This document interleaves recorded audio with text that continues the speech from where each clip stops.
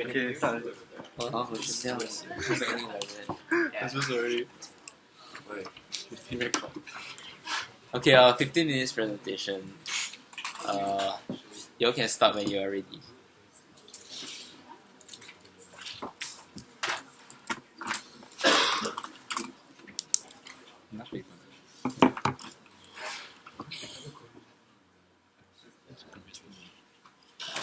The Rosewood story began in 1979 when a historic mansion was transformed into an acclaimed hotel, which is known as the mansion on the mansion on Turtle Creek.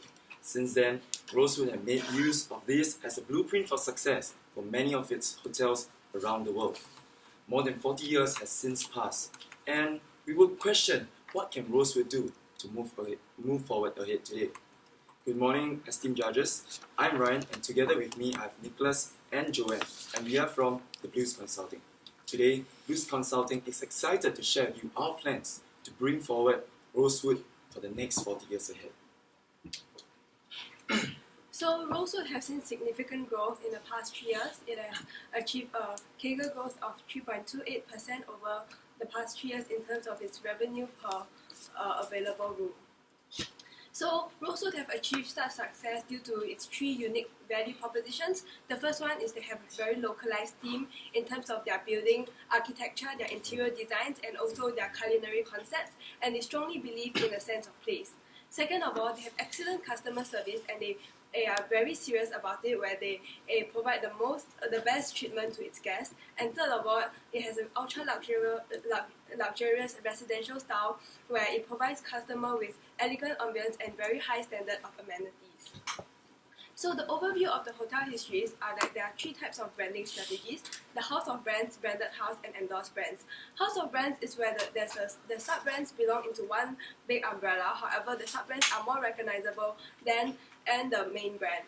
For branded house, it is the top brand, the firm is the brand where the sub-brands do not detract from the main brand. One example would be Hyatt. And also, the endorsed brand is where the endorser brand of the architect is made of individual and distinct products, such as the Courtyard by Marriott. So Rosewood is under the house of brands. So this is our customer segmentation in the hotel history industry. We have classified them as price-sensitive value seekers, luxurious seekers, and ultra-luxurious seekers. And so for Rosewood, we are actually targeting the luxury seekers and the ultra-luxury seekers. So when we analyze the luxury hotel customer needs, they actually care about brand, and brand recognition remains a very significant factor in luxury travel, and therefore it is important for brands to actually build a relationship with the customer. So luxury brands have to retain the loyalty of the customer by their brand, and it's very important for them to retain customers, because acquiring new customer is about 5 to 25% more expensive than retaining.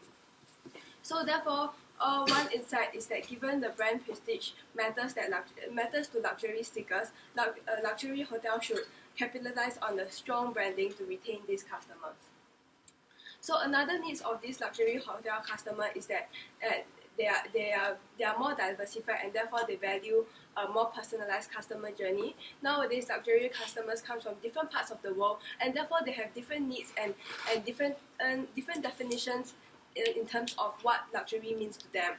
And therefore, when they travel, they actually look for a new perspective, and they really value exclusivity, and therefore they seek a very personalized experience, and they want to experience something that nobody else has. So therefore, another insight our group has is that given the growing demands for luxury hotels, we have to provide a very intangible, tailored experience to cater to these luxury seekers.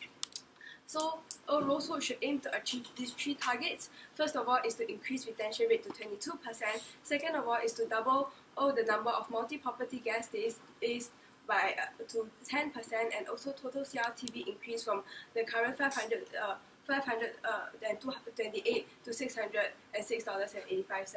However, in order to achieve these targets, we must first answer these 3 questions. The first one is, should Rosewood adopt an individual branding or corporate branding? The second question is it wise for Rosewood not to invest in a frequent stay program? And the third one is, will the potential benefit outweigh the marketing and operational costs involved in the new branding? However, to achieve these targets, Rosewood face some issues. The first issue is the lack of awareness of Rosewood corporate brand, because currently the Rosewood branding is very muted and is very unmentioned in both their advertisement and also in their hotels, and therefore a lot of people actually do not know about this brand, which results to only 5% of customers stay in one or more Rosewood properties, and therefore this hinders us Rosewood to develop Rosewood junkies, who are people who actually purposely seek out to stay in this brand, and it's also difficult for customers to actually identify and associate themselves with this brand. And the second issue is that currently Rosewood is not fully capitalizing on its existing customer base. The loyal customers are mostly property specific and they are not brand specific, and because of the low differentiation among the luxury brand, and also there's a low switching cost for customers, they can easily switch to other brands. And also the Rosewood may fade away as a premium hotel because it doesn't differentiate from other luxury brands. And so in order to achieve the targets and to overcome these issues, we have come up with two approaches. One is rebrand and one is diamond roll. So let me bring you through our recommendations. Firstly, rebrand. So what exactly is rebrand? Is that we have decided to move forward with branding and rebranding Rosewood.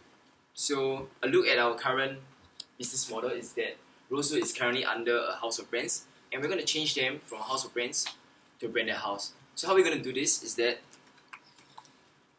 we're going to take a quick look at Rosewood properties. So their current properties, as of 2013, their properties can be divided into subcategories like current and future. And under current is more of like signature and established one versus other selections. So how we're going to go about doing this is a two-pronged approach. So towards this rebrand, we have decided to introduce the first approach for the signature and established ones. For the Carlyle and also like mentioned on Turtle Creek, they'll be given a more subtle touch of Rosewood into their brand names. As on the other hand, for the other selections and also the future properties like Little Tix Bay and Aquilina, we give them a more prominent mention of Rosewood in their brand names. So the reason why we actually come up with two types of approaches for these two brandings is because for the signature and established ones, we don't want to undercut the distinct characteristics of their current name. Because when people talk about the Carlyle, they meant the Carlyle and not the Rosewood Carlyle. But instead, because we want to brand them all under something what we call a branded house, we have to introduce the Rosewood name some way or another. And this is the way that we have decided to do it, a more subtle touch of the Rosewood brand. On the other hand, for the other selections and future properties, decided to move forward with a more prominent mention of the Rosewood brand. So this name will directly be incorporated into their current names, like Little Tix Bay into the Rosewood Little Tix Bay. And we feel that this is a better chance of effectively conveying Rosewood brand name through this less famed and newer hotels. And as such, there's lesser risk of individual hotel brand dilution as compared to the more well-known ones that we know. So let me now present to you the both sides of the same coin for individual branding versus corporate branding. So with individual branding, yes, we recognize that there will be no risk of individual hotel brand dilution, and there will also be no resistance from hotel managers or guests. But the negative side is that there's really be no connection between Rosewood properties. Positive Rosewood customer experience with one hotel may not encourage one to take up another stay with another property that they do not know of. However, for corporate branding, this addresses the problem because now there will be higher levels of brand recognition. Excellent corporate reputation among guests will lead to brand awareness and therefore loyalty in multi-property visits. And also, the downside is that there will be high marketing and operational costs to actually revamp and implement this thing. But we have decided to move forward with corporate branding because the pros obviously outweigh the cons of everything.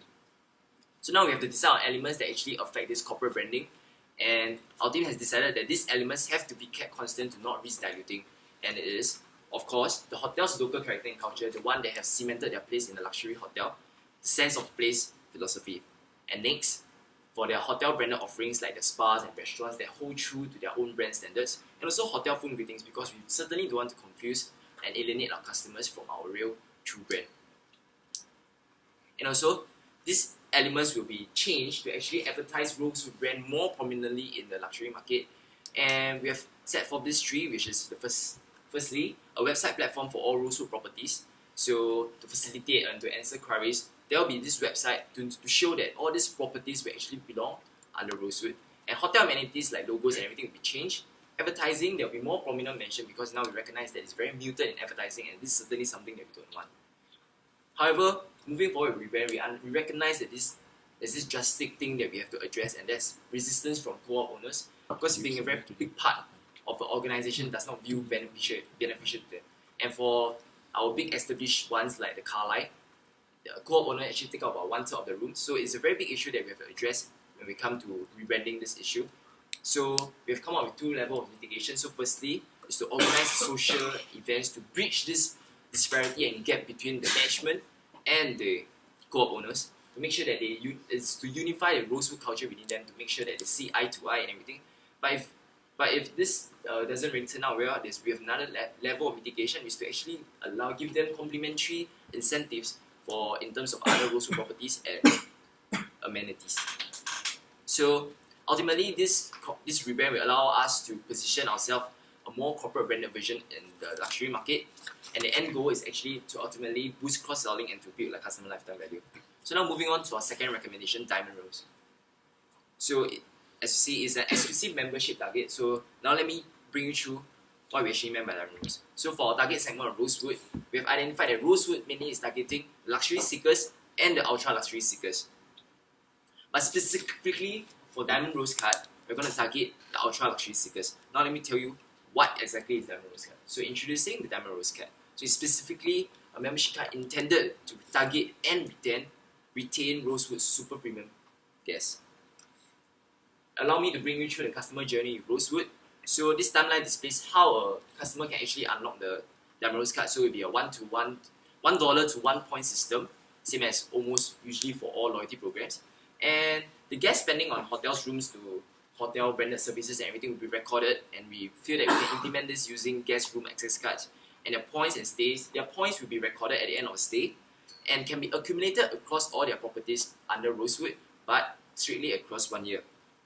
And then once they have reached this minimum spending, they'll be able to unlock this card, which we call Diamond Rose card. And because we are targeting this super premium group of customers, this minimum spending will be a significantly big amount.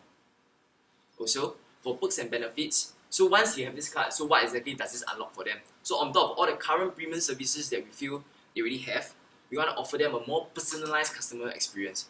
Because we recognize that, okay, if I'm paying $5,000 to stay at the Carlyle, I'm really expecting all the best things to offer. But what now we're offering is something more personalized, more tailored, more unique and authentic to every single customer. So some examples will include the color themes of rooms, the hardness, textures of pillows that different customers value, flexibility in check-in, bathrobe sizes that caters to their own type sizes, and also priority queuing. So this is just some examples of the Diamond Rose card.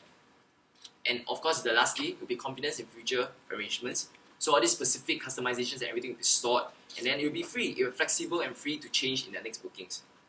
So is it wise for Rosewood not to invest in a frequent stay program? Our team feel that yes, it is wise for them not to invest, because research has shown that frequent stays are not what luxury customers get, not what luxury hotel guests seek, and instead they want benefits and services. But however, it is certainly unwise to not come up with something that can actually retain Rosewood current pool, which is why we introduced Diamond Rose card. Diamond Rose card is meant to specifically target super premium end of the customers, because we want to provide this exclusivity and prestigious brand status that luxury customers want, and also provide an authentic tailored customer experience, because that is what high net worth individuals value, and also this is also the trend that we foresee coming. So in terms of the reasoning behind the high minimum spending amount set in terms of financials, let me get right into bring through. Okay, after understanding the whole plan, we'll be looking at the financial point of view.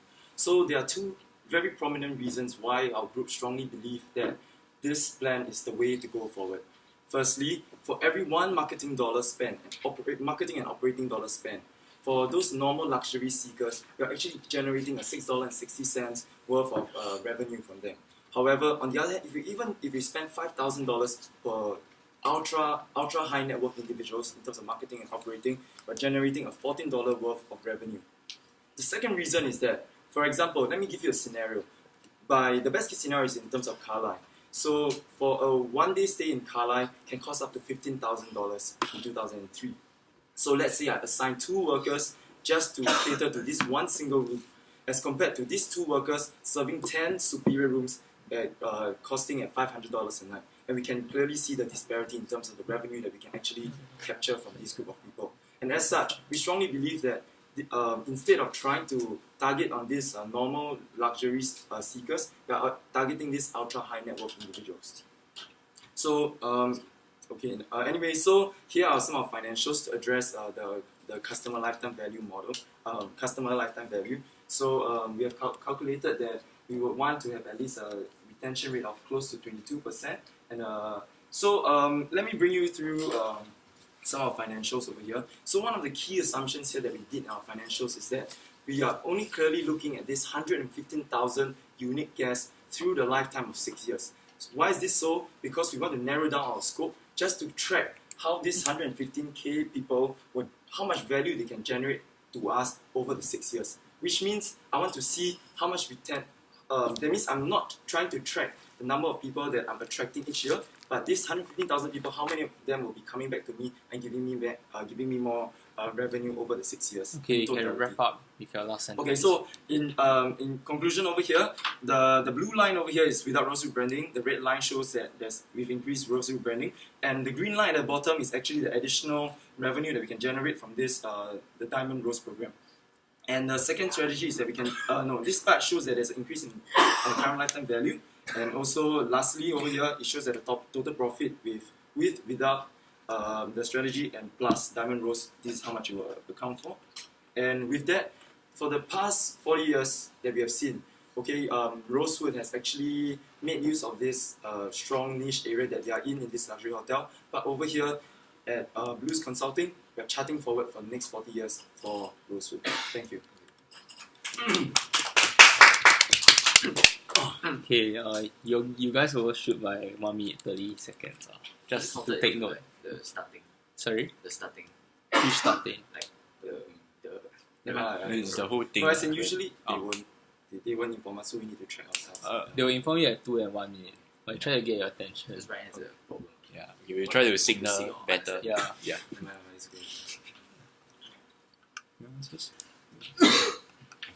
Okay, so just curious, do you calculate the current revenue numbers that Rosewood is having?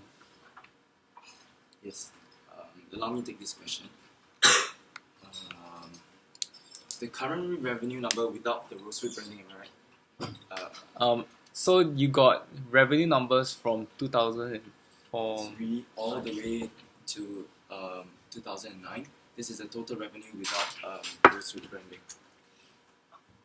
But specifically, I want that's why one of the keys when I first talk about financials, one of the things that we want to mention very strongly is that we are tracking these 115K people, and then we are bringing and eventually we are just comparing them based on the total customer lifetime value they can give me, which is over here is calculated using the total MPV. Yeah.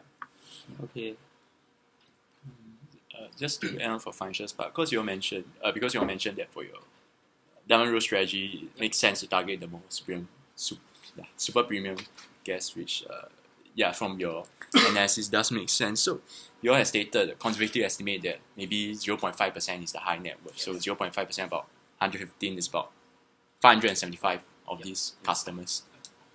So have you taken into account that I'm not sure among Rosewood properties, but how many of these Rosewood properties, how many super premium suites are there for these Rosewood properties, and how many can I expect to fill up? Because I guess the assumption hinges very heavily on the fact that for a super premium suite, it costs $15,000 as compared to a normal suite of $500. So if you all do not have enough capacity to take on these additional 575 guests throughout the year, then your profits will be realized. This 0.5% is already a very conservative amount that we set. And then for the 15,000 versus 500 is the best case scenario at the Carlisle. But even the deluxe ones at Carlisle is about 5,000 to 7,500.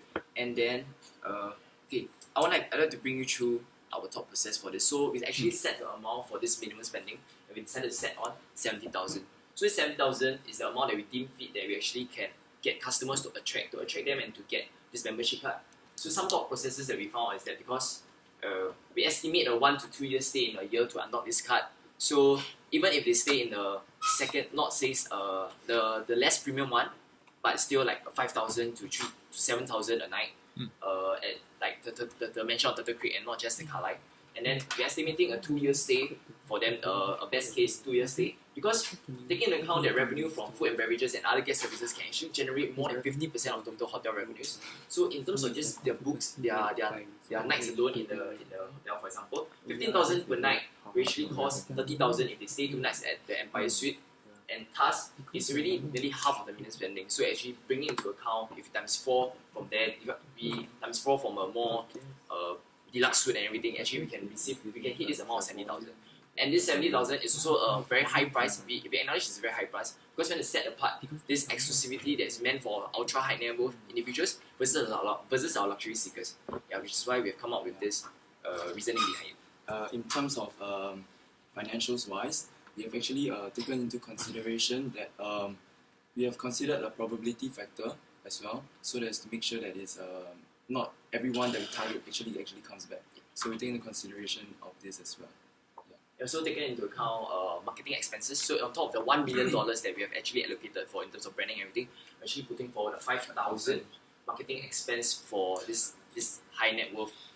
Marketing and operational expenses for this high net worth individuals, about 5,000 per guest. Yep.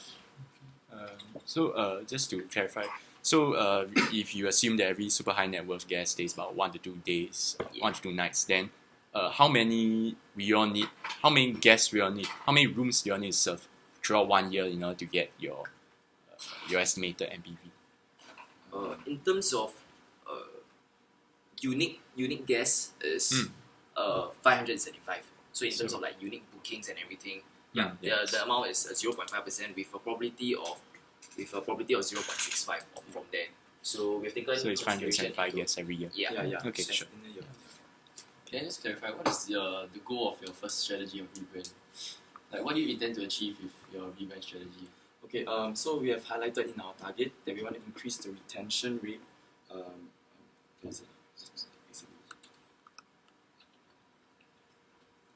So this is so we want to increase the retention rate to 22%. So sorry, I have to go back to that part. Okay, no, I'm coming back to here. So over here we look. So this is our very base assumption of inputs that we worked around with the parameters. So we want to increase our retention rate to 22%. These are the remaining. As in how can we? So these are the remaining. Am I answering your question? As in with Rosewood corporate branding. Yeah, so the number that we postulated will be 22% because we calculated because the case really stated that they will actually give us from 1.2 increase to 1.3. So from there we actually calculated, we finished this table for the management to see. We show them that yes, with corporate branding actually we'll reach a higher retention rate.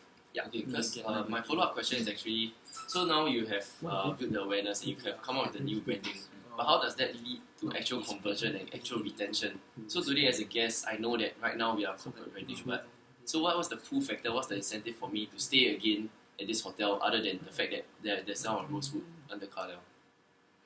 Because a lot of people, like, for example, they stay in Carlisle, but they don't know other properties. So with the branding, they actually associate the Rosewood hotel as a very premium and a very good quality, and therefore they will assume other properties to have similar standards. So they are more willing to like also stay in other properties when they travel other areas and not just be very property loyal to that just one property.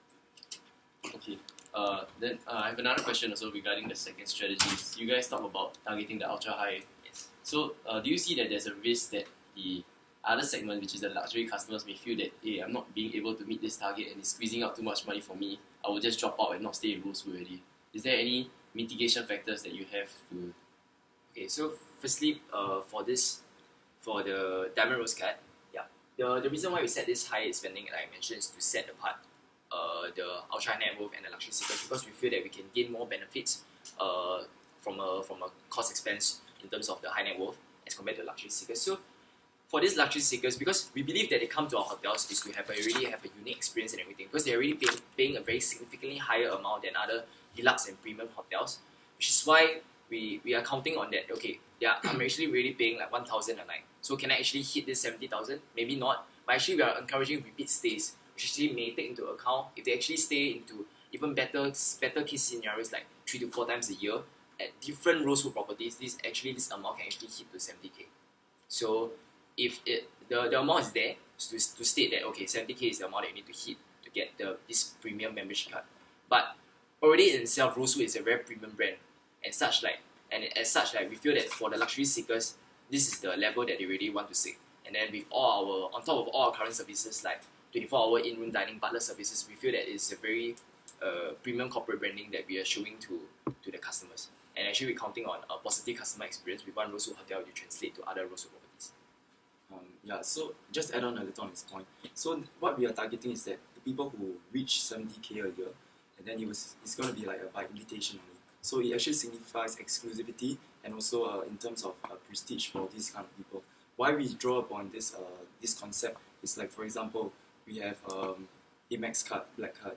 The black cards actually signify a kind of status, and also even though I understand that most people can't attain the black card status, but it is something that actually shows that certain people are capable of doing so. And these are people that we're actually targeting.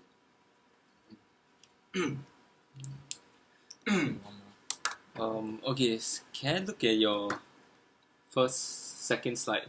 So after your content slide, the one about your Kegel 3.28%. Okay, so just to raise a point, right, it's tricky to show your RevPAR increasing, and that's a good sign because it might not necessarily mean so. RevPAR is your ADR times your occupancy rate, right? Yes. But if your overall rooms are actually decreasing, your total revenue that you earn for Rosewood will drop.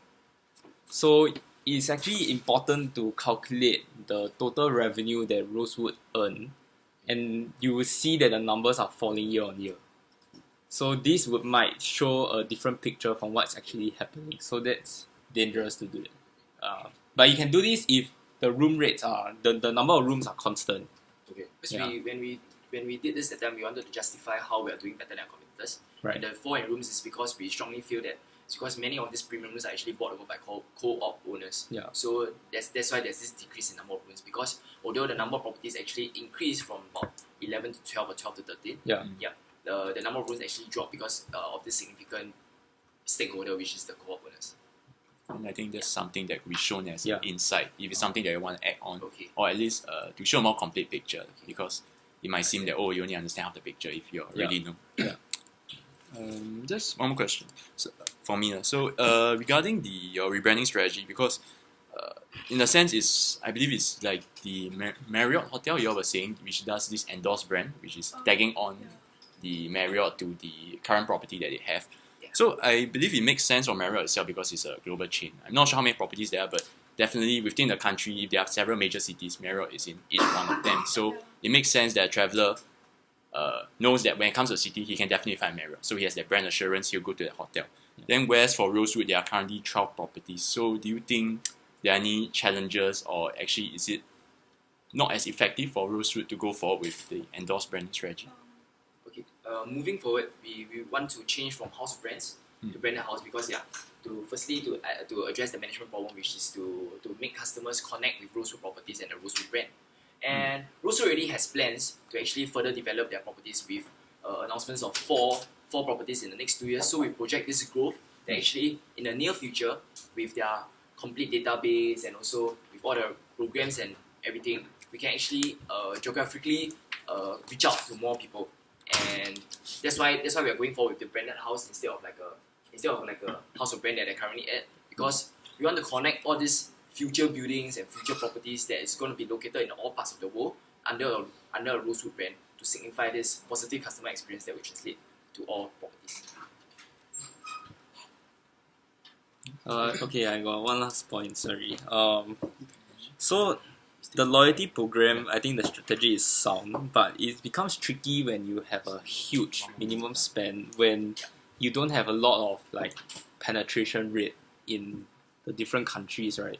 So just to think about it, let's say your Amex, your black card, you got to maintain a certain amount of minimum spend.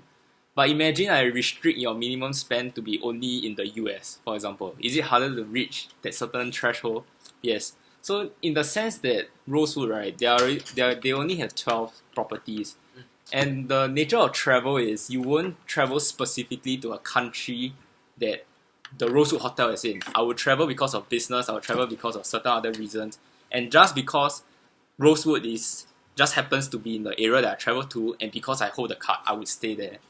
So it becomes very difficult for your users to actually clock the amount of points unless they change their traveling habits.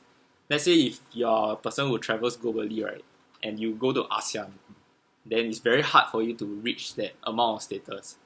Yeah, because most of your properties are in the West, are in US, Mexico. So as in to address this, we understand how is it. That's why we projected a more, I would say, a safe number, so of around 500 plus people, and then with also a probability of only less than 60%.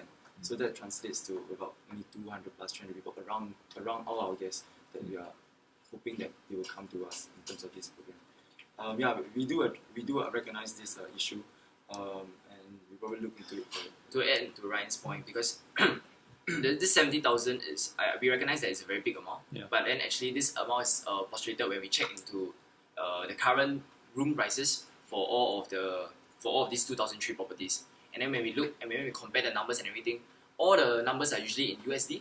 So in terms of bookings and everything, like even for the Saudi Arabian property, is in USD. And then their most premium suite is actually like about 3,000 to 4,000, and that's just for the night stays. So we haven't taken into account expenses and everything. And then believe that because the main reason why we're actually targeting this high net worth individuals is because they're already spending. Even if there's different property and everything, they're already spending on one property. So this card is actually promoting to encourage them to spend more, because we want to tap on this high net worth of theirs, and that we spend more by promising them a more tailored customer experience, something that they want, and also the brand prestige that they want. So in terms of how this translates to them signing up with us, I think in terms of the cost price and everything, I think it's attainable. Okay. Anything else? Okay, thank you so much. Thank you.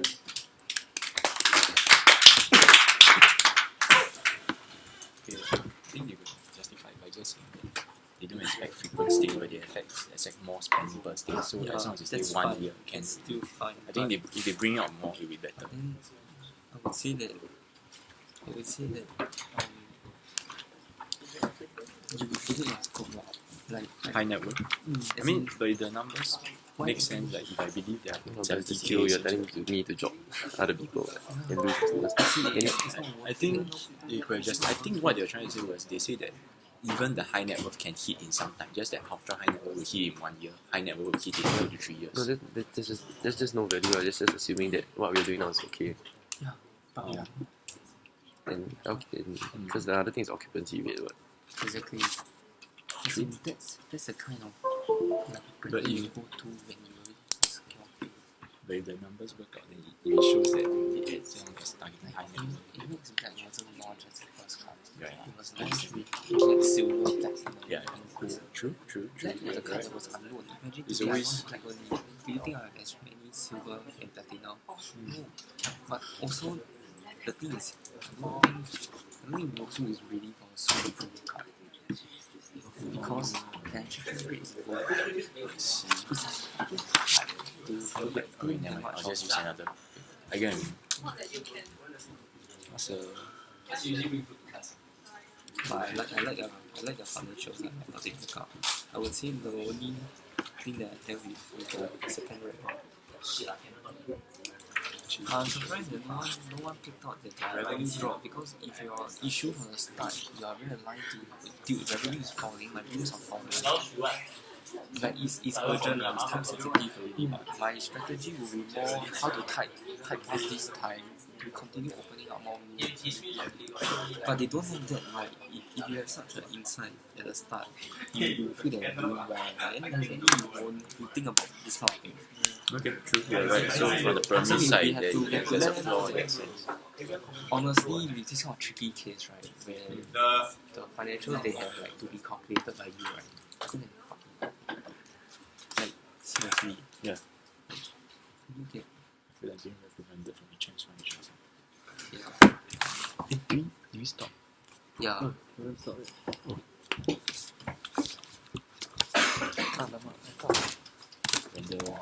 It's still recording, right?